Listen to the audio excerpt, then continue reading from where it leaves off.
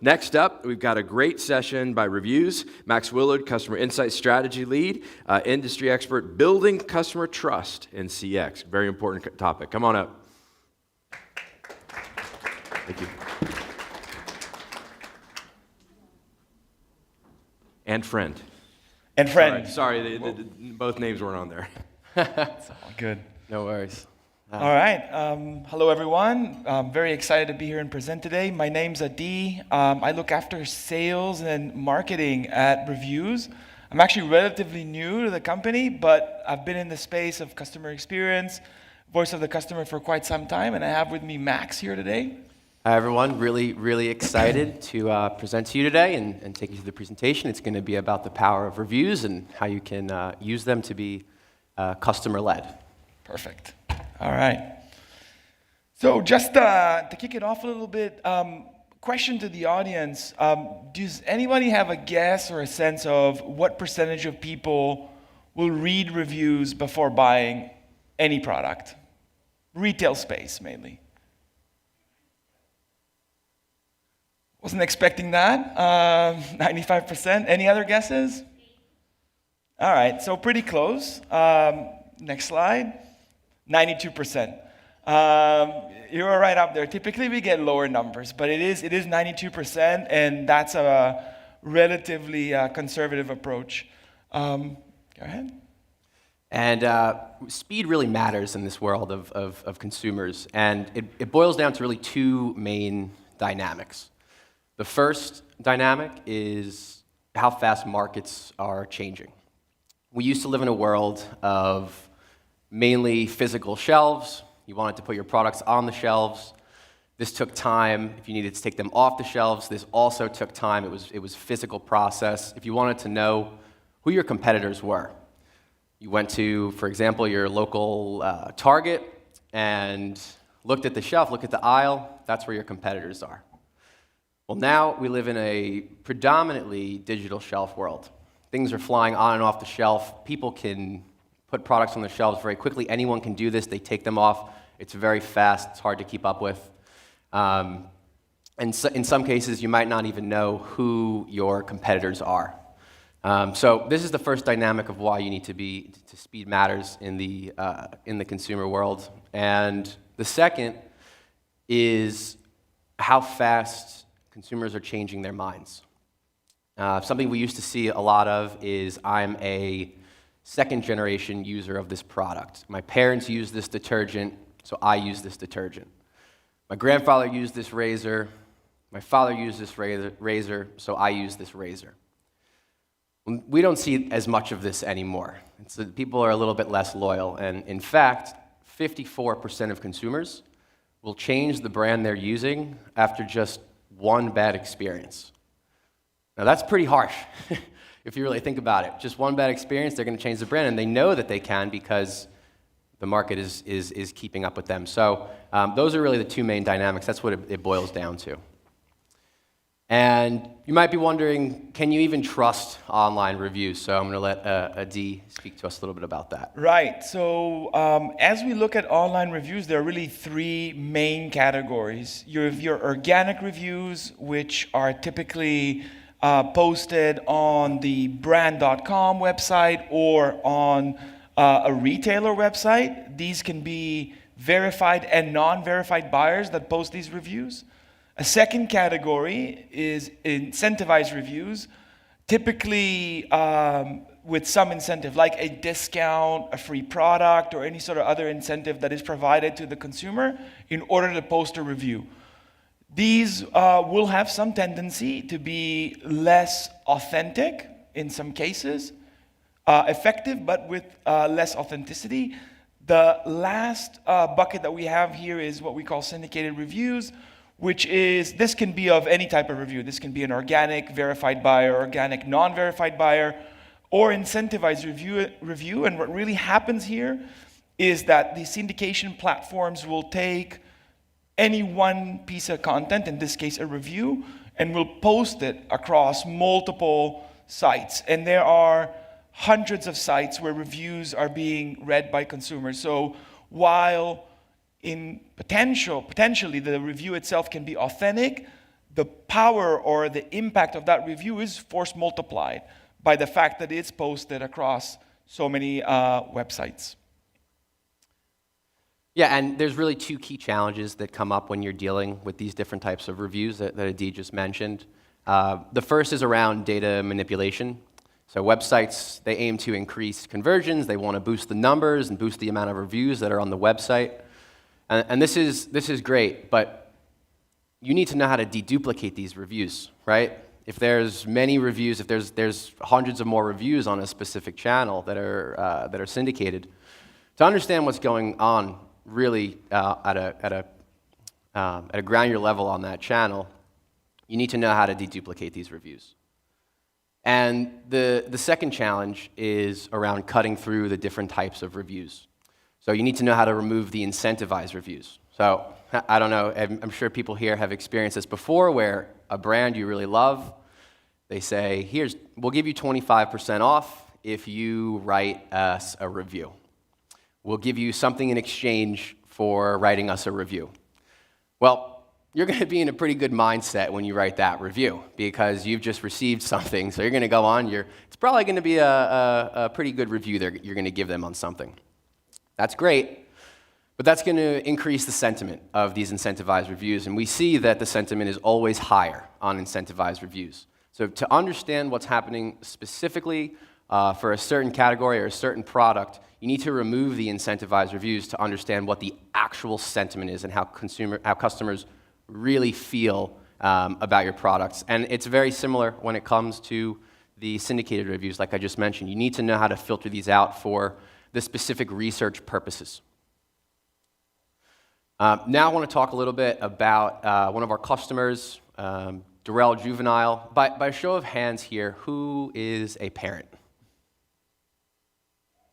Nice. I'm not a parent yet, but I can imagine that when it comes to your children, your newborn babies, you're going to read reviews pretty carefully to see the safety features. It's all about safety. It's all about quality when you're talking about juvenile products. This is cribs, strollers, high chairs, car seats. It's all about safety.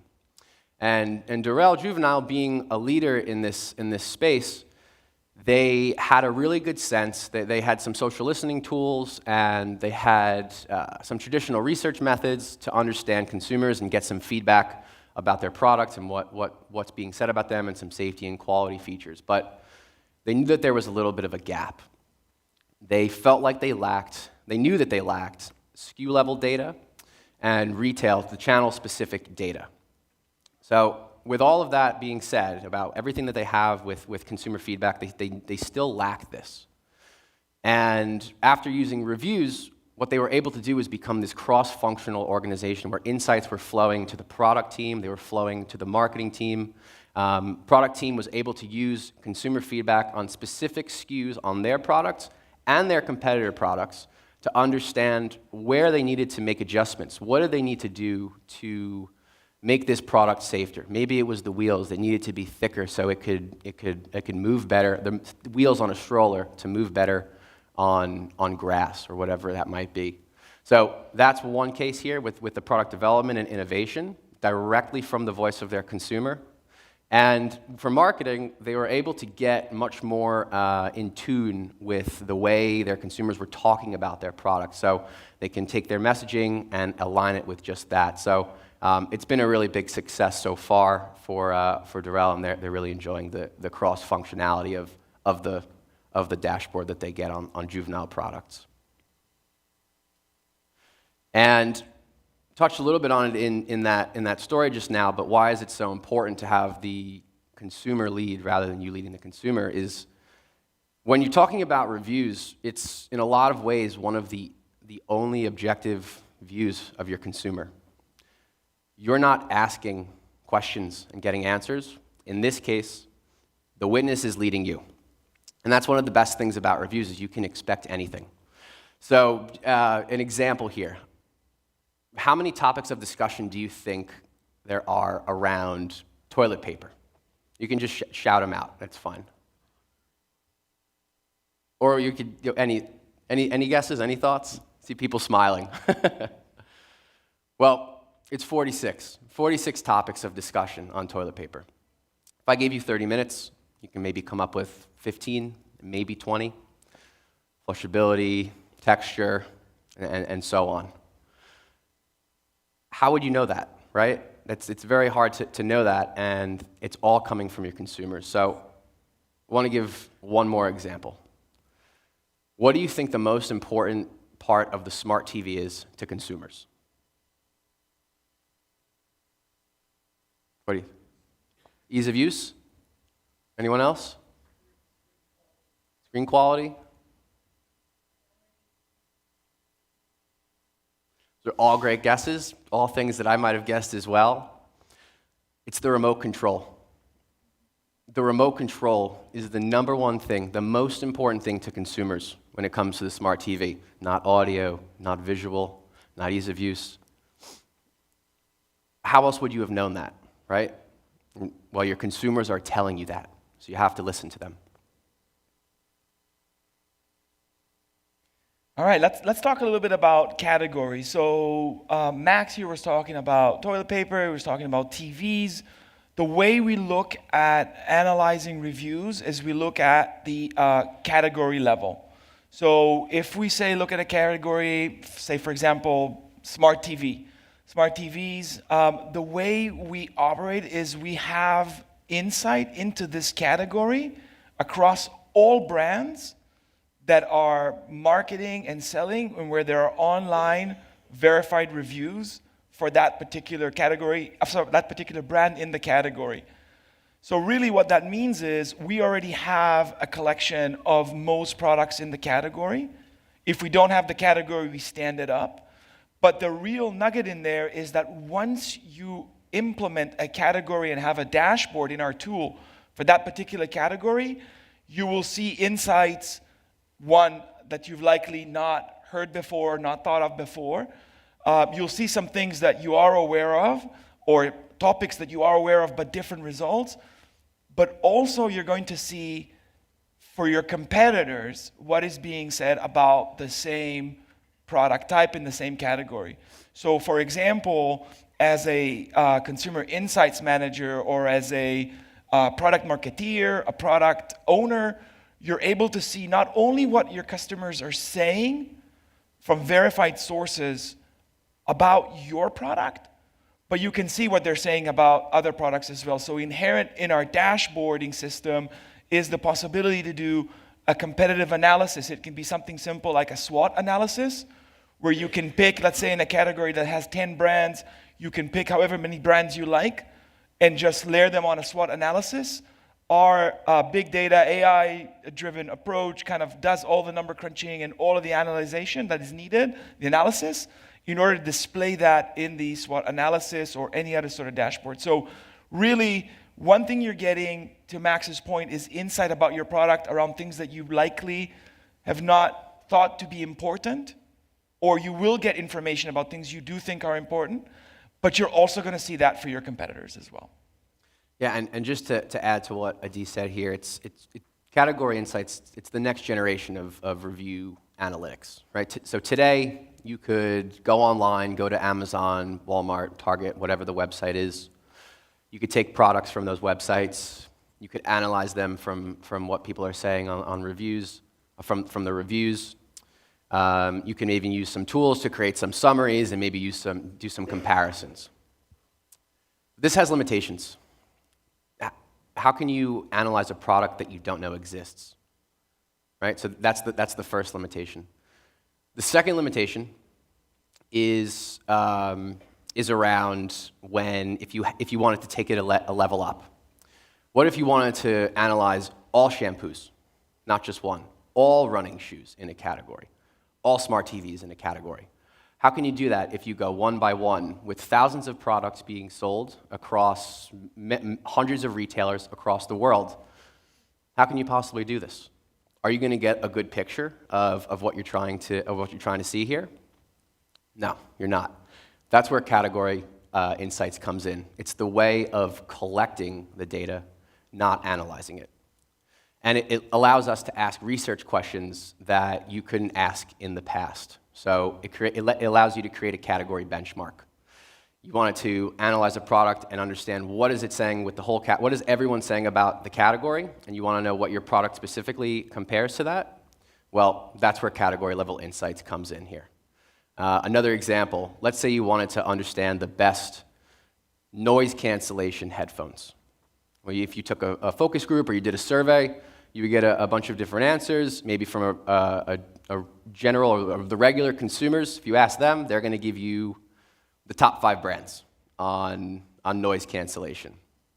If you ask a professional musician, they're probably going to give you a brand that you've never heard of before, right? Because they're an expert in this. So who do you believe? Well, Category Insights lets you mix them and get the whole view of this picture, and then you can make your decision based on what everyone's saying in the category. Maybe just one thing to add there, just to kind of summarize that point, because it's so important for what we do.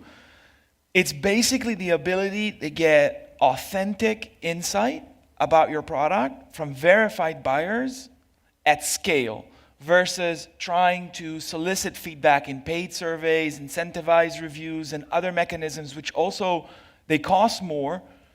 You get less input in terms of just the sheer volume of data, and you're likely also not going to be able to use that survey to get information at this scale from your competitor, about your competitors.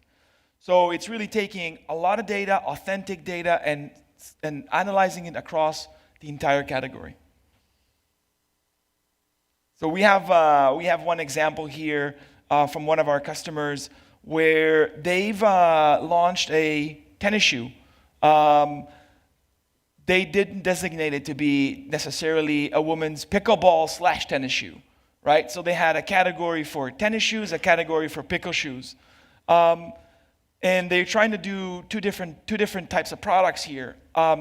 Following kind of like the insight that they got from our dashboarding system, our Explorer dashboard, they were able to understand that actually they have a better market fit than they thought for this particular product. And these examples kind of resonate across all of our customers, where they'll get insight about what's working, what's not working, where there are opportunities, and how they compare to their competitors in the market. So maybe one last kind of ask the audience question here. How many people do you think, or what the percentage of people do you think will not purchase based on a negative review? Will just not convert in the cart online? Any guess?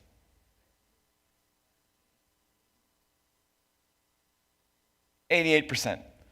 So 88% of people, and we can share also like the source of where this research comes from, at 88% of people will not buy basis negative reviews.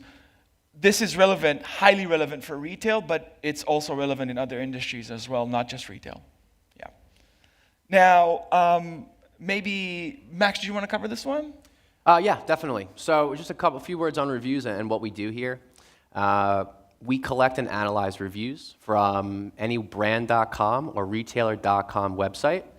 We ingest them, and then we deliver a dashboard that has insights at the category level from everything that's being said about your brand, your products, and as well as your competitors' brands and products. So for example, if you wanted to look at the category of footwear or running shoes and you were Nike, you would tell us that category. You would tell us the websites that you want us to be scraping the reviews from, and then that's it. We do the rest. We ingest the data, and now you have not only all the reviews on your own products, but you have the reviews on your competitors' products as well. And this just unlocks so many capabilities. It's so many capabilities, and in a lot of ways, it's just as important to know what your competition's doing. Yeah, and I maybe just add couple of more things here. So if you look at this type of dashboard, right, you see the total number of reviews here. That's actually a very small number in comparison to kind of the volume that we typically collect. But you can see you've got 31-something thousand reviews, 84,000 opinions. That means that every review has on average more than one topic of discussion within the review itself. And so we're able to take a single review and extract from it, leveraging AI, all the opinions or topics that are discussed within that particular review, provide you with a sentiment score and a star rating average across that category, or drilling down into the SKU level. So it can be about how you're faring overall in the category of, let's say, running shoes, or it can be down to a SKU level about a particular shoe that you might be interested in. And obviously, with the data being there at this scale and the dashboarding capabilities, you can see how that looks like over time. Is my customer sentiment dropping? Is it increasing? What are the different things that are now becoming more important trends, etc.? Right, so maybe one last thing here, just to give a sense of the scale at which this operates. So we operate today across 350 or more sources. So these can be your Amazon, Target, Walgreens, whichever online publicly available source you want to tap into that has reviews. So a lot of our customers will already find what they need within the catalog of existing sources we cover. Some customers will ask us to implement new sources. So long as they're available, we're obviously able to do that. We operate today natively in 12 languages. We've extracted to date over 15 billion insights. And we cover in our category catalog, if you will, more than 15 million individual SKUs. That means that for some of the brands, we would have tens of thousands of individual SKU level insight that we can extract, or category level, and so on and so forth. But we can get down to that level of detail. And as Max, I think, already mentioned earlier on, we do the heavy lifting of scraping and also filtering out reviews that we don't want included. Now, if you decided that you want incentivized reviews as part of your dashboard or syndicated reviews, we can. But for relatively more authentic insight, typically our customers will opt to look at verified organic reviews. In any case, we're able to do that filtering and then present the data. Some of the brands that we work with, so these are brands of which there are more that we can't disclose the logos, of course, but these are some of the brands that we work with. So you'll find some of the biggest brands in the retail space on this logo slide here. And like I've mentioned, for some of them, we cover tens of thousands of different SKUs, and could be several dozen different categories that we will cover in some of those cases, like Procter & Gamble, etc., who have a very wide portfolio of products that they market. Yeah, and I think we have 5 minutes here showing on the clock, so it's a good moment to see if anyone in the audience has any questions for us. Yes, please.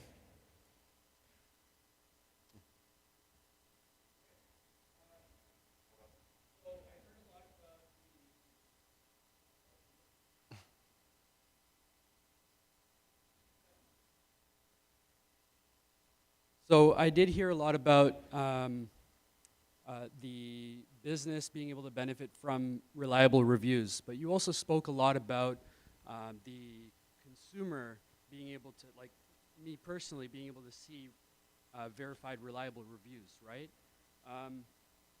I did look up your website, and I didn't really see anything for the consumer side. Is that there? Is that missing? Like. Can you speak up just a little bit? Yeah. Oh, there we go. That's a lot louder. Now you're loud, yeah. So I'm just wondering if there's anything that is consumer-facing that me as a consumer can use and benefit from this. It's a great question. So what you're saying or asking, is there a B2C model in this where, let me tell you that, I'll tell you this. So the answer is Revuse does not do that today. We are a B2B enterprise software company, so we sell to businesses. However, I've joined quite recently, and I can tell you that after playing with the tool, my wife and I were just talking to each other and saying, I don't understand how I'm ever going to shop again without looking at this dashboard. I have the privilege of looking at it because I work in the company. And so I can get where you're coming from. It's a very powerful kind of B2B or B2C offering. Unfortunately, today we don't offer that. Food for thought, for sure. Yeah. But it would be powerful. There's no doubt about that as a consumer. Got it. Okay. Ooh.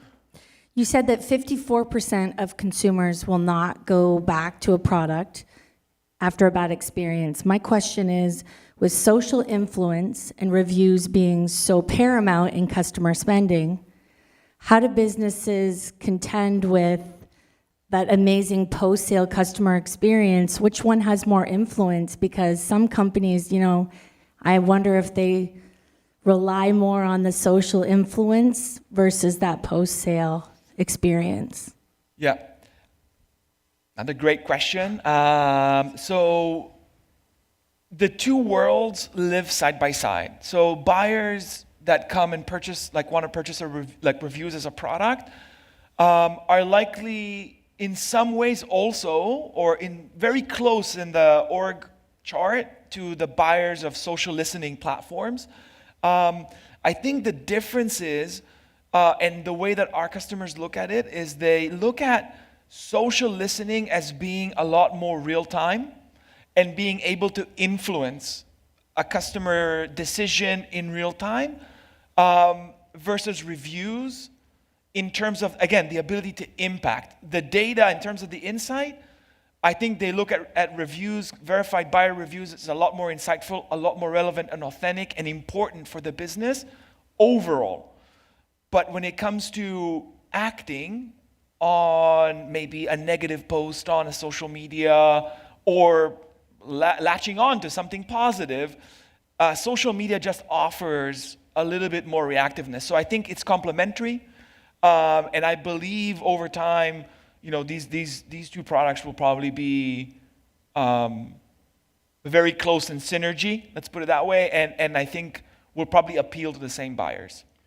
Yeah, and just to add to that, like food for thought here, think about yourself. If you were online and you were shopping and you saw a bunch of bad reviews, is it going to hold more weight to your purchase versus you seeing maybe an influencer saying, I like this product or I don't like this product? So it's one way that I think brands are thinking about it.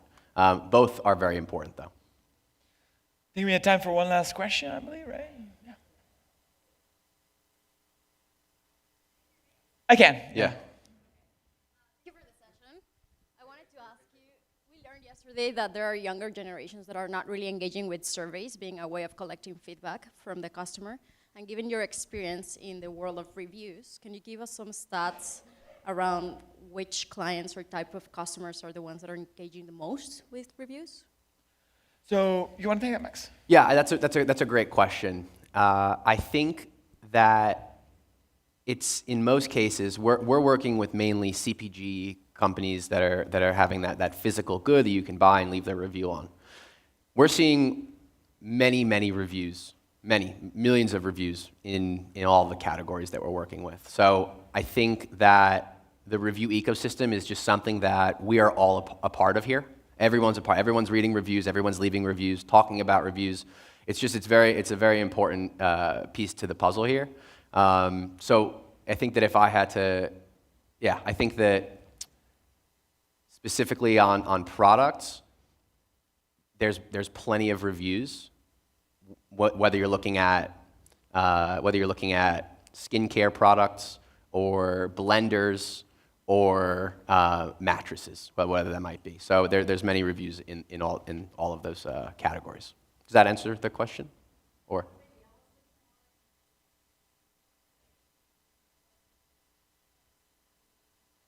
Oh. Yeah.